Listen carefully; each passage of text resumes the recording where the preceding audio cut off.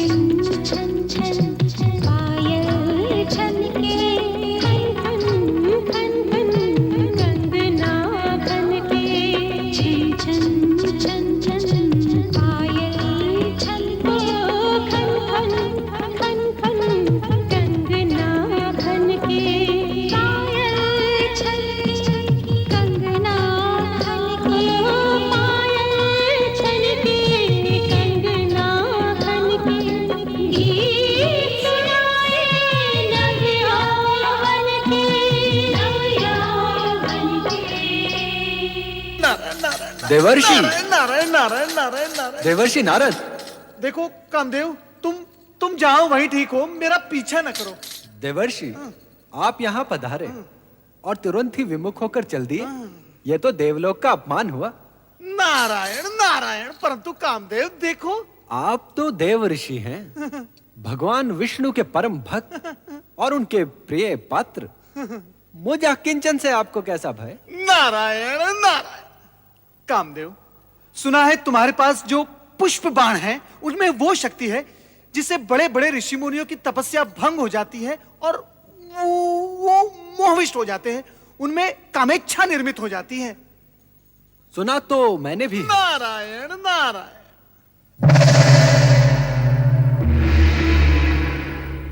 किंतु मैं पुष्प बाण की इस शक्ति को देखना भी चाहता हूं। किसी सुपात्र पर इसका प्रयोग करना चाहता हूं। हाँ? और आप? नारायण नारायण। कामदेव, ऐसा नहीं हो सकता।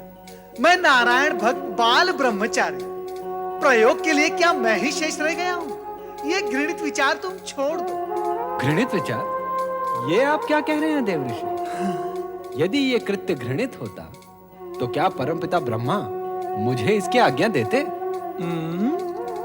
आप इतने विद्वान हैं, इतने ज्ञानी हैं, फिर भी इतनी सी बात नहीं समझते कि बिना कामेच्छा के जागृत हुए नर नारी एक दूसरे के प्रति आकर्षित कैसे होंगे? और यदि आकर्षित नहीं होंगे तो सृजन कैसे होगा देवऋषि? तुम्हारा तर्क उचित है। तो फिर पहला पुष्प बाण यहां स्वर्ग लोक में किसी उचित पात्र पर छोड़ना। हो सकता है प्रयोग ही प्रयोग में कोई स्वर्गिक सृजन ही हो जाए। नारायण नारायण। जहां पहले से ही गीत संगीत और उन्माद की भावना व्याप्त है, वहां ये पुष्प बाण भला क्या प्रभाव डालेंगे?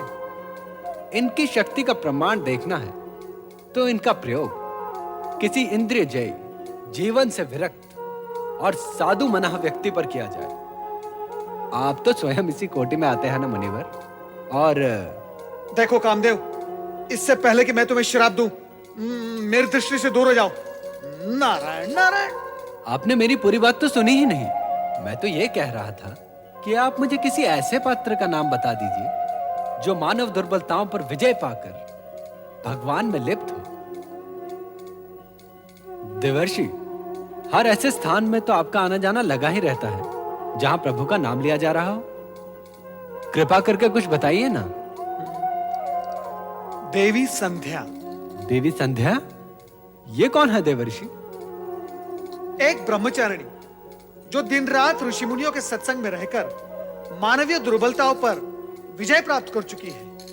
कामदेव, मुझे पूर्ण विश्वास है कि उस पर आपके ये पुष्प बाण व्यर्थ जाएंगे। यही तो देखना है देवर्षि। और हां, सुपात्र की खोज में सहायता देने के लिए धन्यवाद। नारायण नारायण। ब्रह्मचारिणी संध्या। ओम आदित्याय नमः ओम आदित्याय नमः ओम आदित्याय नमः ओम वैश्वनराय नमः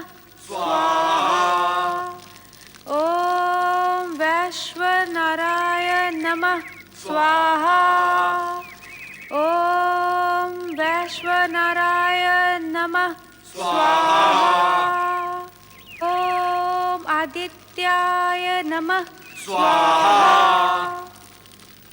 ओम आदित्याय नमः स्वाहा ओम वैश्वनराय नमः स्वाहा ओम वैश्वनराय नमः स्वाहा।